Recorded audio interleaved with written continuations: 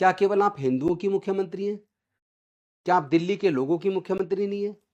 दिल्ली में बौद्ध भी रहते हैं, जैन भी रहते हैं, सिख भी रहते हैं, ईसाई भी रहते हैं, हिंदू भी रहते हैं, बौद्ध भी रहते हैं, पारसी भी रहते हैं।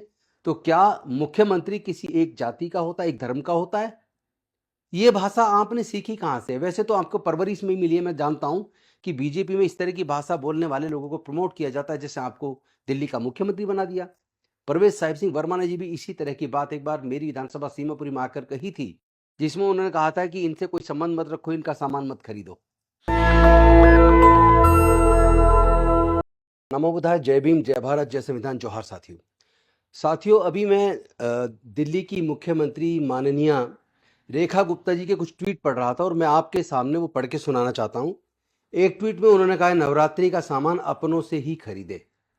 तो मैं रेखा गुप्ता जी आपसे जानना चाहता हूँ, अपनों से ही खरीदे का मतलब क्या है?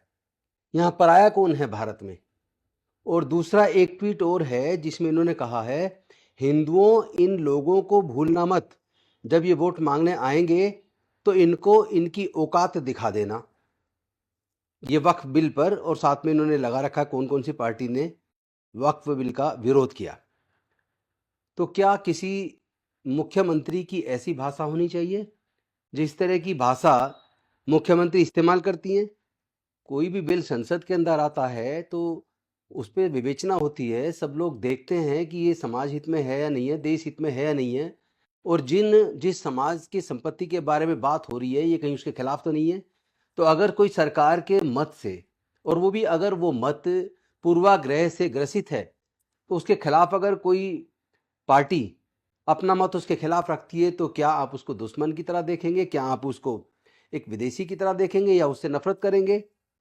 तो ये मुख्यमंत्री की भाषा नहीं होनी चाहिए। ये पॉलिटिकल लोग भाषा बोल सकते हैं, लेकिन आप एक कॉन्स्टिट्यूशनल पोस्ट पर हैं, दिल्ली की मुख्यमंत्री हैं।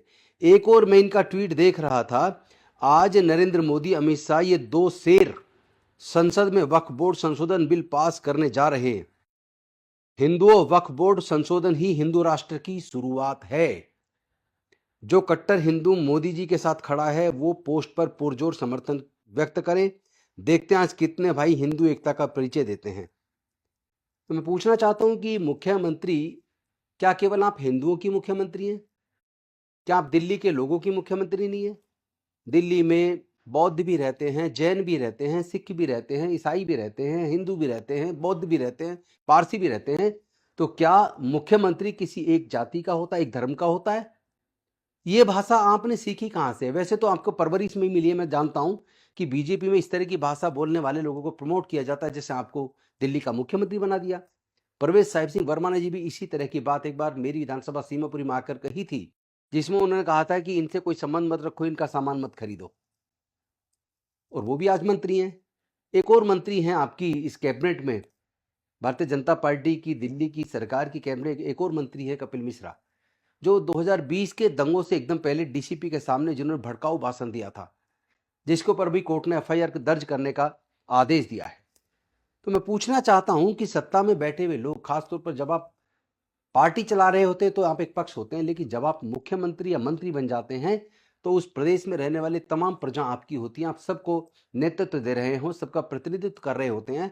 आप मुख्यमंत्री और मंत्री हैं तो पूरे दिल्ली के लोगों के हैं, लेकिन आपका व्यवहार वो ऐसा शो नहीं करता। ऐसे लगता है जैसे कि आप किसी एक धर्म के ही केवल मुख्यमंत्री हैं और बाकियों से आप नफरत करते हैं। ये नहीं चलेगा। आप अपना चरित्र सुधारिए और ये स्पष्ट भी कीजिए ये ट्वीट आपने क्यों किए, और ये भी इस बात का भी जवाब दीजिए कि आप क्या केवल एक धर्म के मानने वाले लोगों के ही मुख्यमंत्री हैं या बाकी सब लोगों के?